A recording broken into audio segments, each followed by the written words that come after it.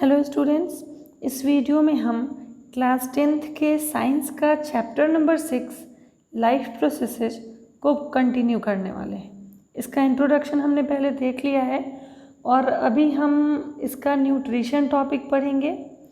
मैं अपने वीडियो में आपको किस पॉइंट से क्वेश्चन बनता है, एनसीईआरटी का कौन सा लाइन एकदम हमने याद रखना है। वैसे तो पूरी की पूरी एनसीईआरटी इम्पोर्टेंट है, लेकिन क्वेश्चन कहाँ कहाँ से बनता है, क्या आ सकता है, सबको हम डिस्कस करते चलेंगे। ठीक है, तो अभी हम न्यूट्रिशन टॉपिक स्टार्ट करने वाले हैं। इस चैप्टर में 4 मेन टॉपिक है, जिसमें फर्स्ट है न्यूट्रिशन, उसके बाद सेकंड आएगा respiration, third transpiration and fourth excretion. तो हमको चारों टॉपिक को डिटेल में इस चैप्टर में पढ़ना है। अभी हम न्यूट्रिशन से स्टार्ट करते हैं और एक एक करके सारे टॉपिक को हम पढ़ते चलेंगे। तो स्टार्ट करते हैं।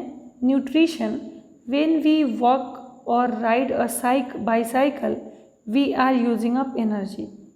जब हम चलते हैं या साइकिल चलाते हैं तो हम एनर्जी का यूज़ करते हैं।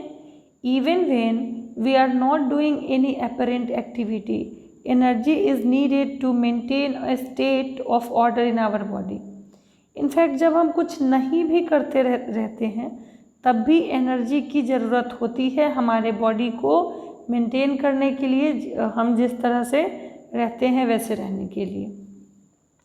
We also need materials from outside in order to grow, develop, synthesis protein and other substances needed in body.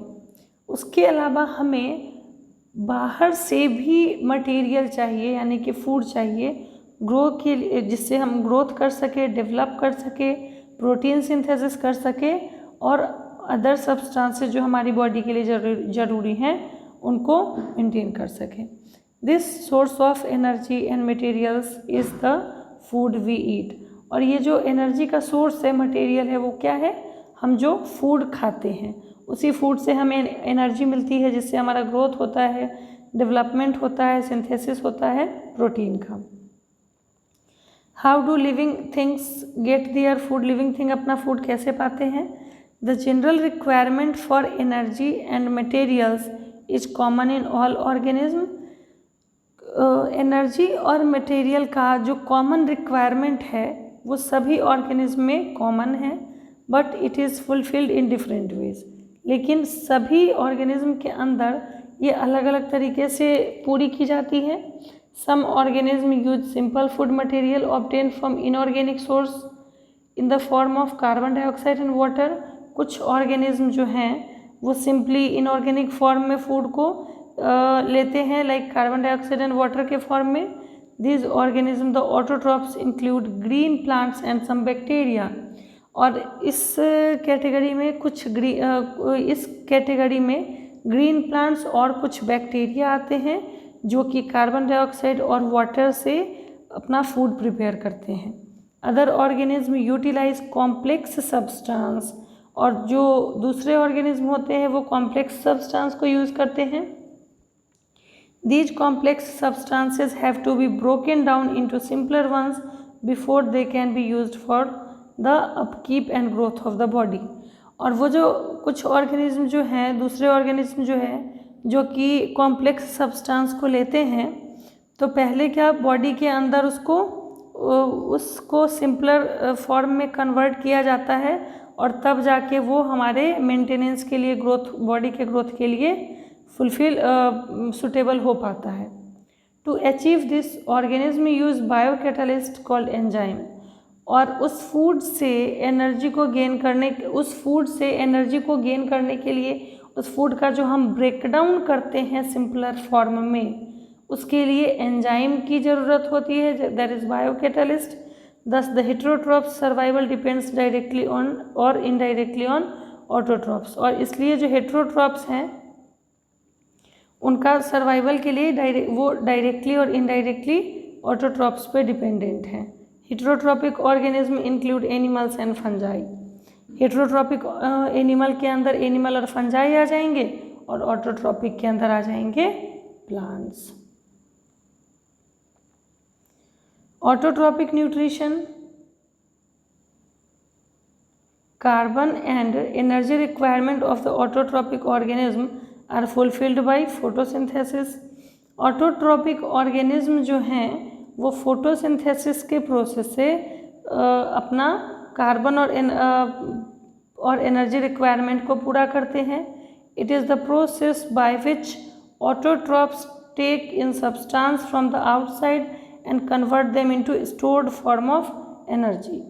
ये फोटोसिंथेसिस एक ऐसा प्रोसेस है जिससे कि ऑटोट्रॉप्स जो हैं वो बाहर से सब्सटेंस को लेते हैं, उनको कन्वर्ट करते हैं फूड में और फिर उसको स्टोर कर लेते हैं एनर्जी के फॉर्म में।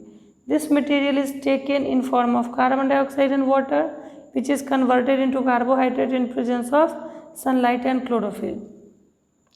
और ये जो मटेरियल है कार्बन डाइऑक्साइड और वाटर के फॉर्म में वो बाहर से लिया जाता है, फिर उसको कार्बोहाइड्रेट के फॉर्म में कन्वर्ट किया जाता है सनलाइट और क्लोरोफिल के प्रेजेंस में।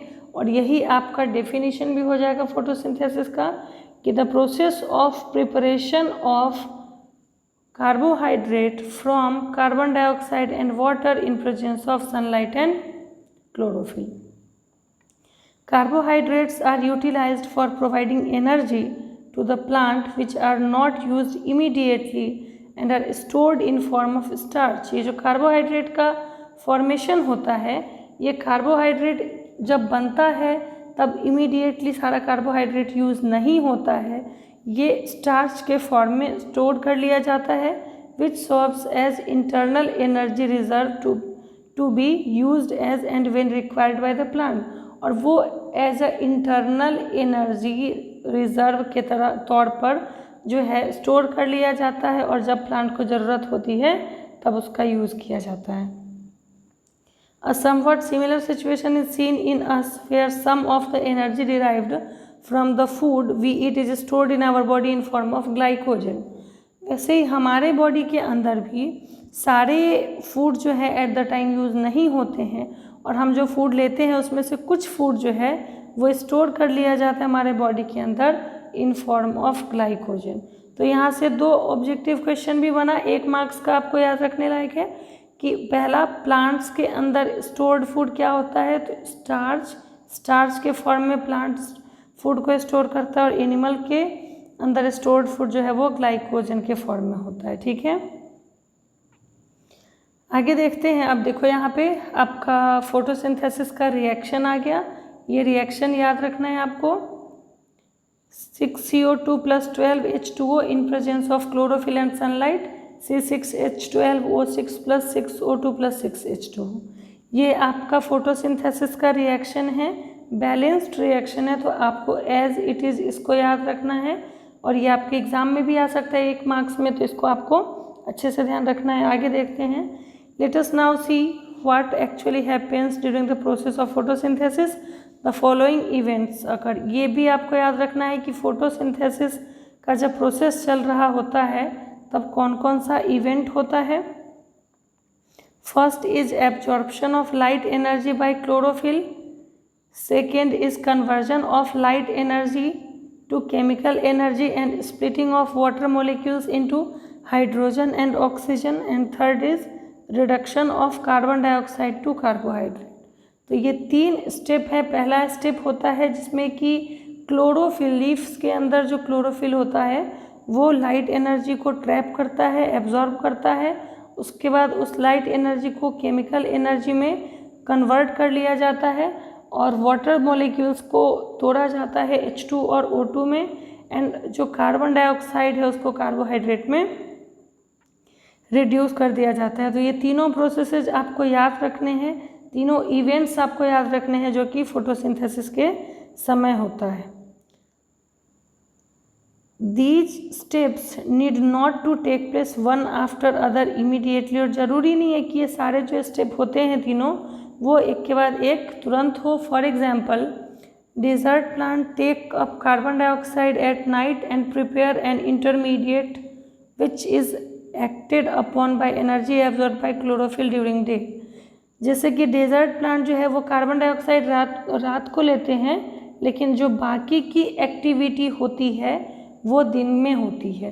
तो इसलिए ये जो 3 प्रोसेसेज हैं ज़रूरी नहीं है कि जिस समय सनलाइट एब्जॉर्ब किया गया क्लोरोफिल से उसी समय लाइट एनर्जी की केमिकल एनर्जी में कन्वर्जन हो, वाटर मॉलिक्यूल का स्प्लिटिंग हो और कार्बन डाइऑक्साइड का रिडक्शन हो। तो ये सारे प्रोसेसेस जो हैं वो अलग अलग भी हो सकते हैं, ठीक है। तो वही चीज़ लिखा है। और उसके बाद आपको अब स्टोमेटा का ओपनिंग क्लोजिंग पढ़ना है, तो उसको हम नेक्स्ट क्लास में डिस्कस करेंगे। वीडियो अगर अच्छा लगा तो इसको लाइक करिए, शेयर करिए और चैनल को सब्सक्राइब करिए।